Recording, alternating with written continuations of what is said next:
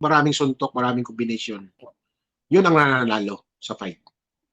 Talagang dapat mag-i-engage siya, yung ano siya, yung talagang tapon lang ng tapon ng suntok. Pero wag yung tapon na wala-wala sa direksyon.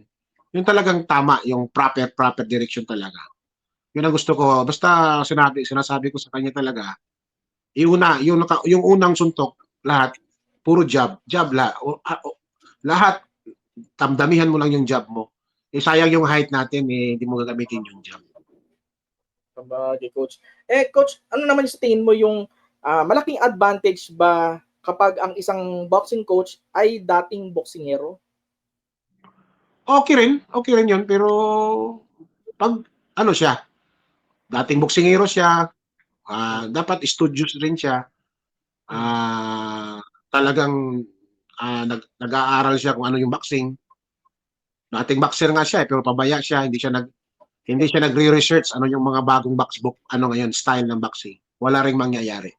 Kailangan talaga magre-research.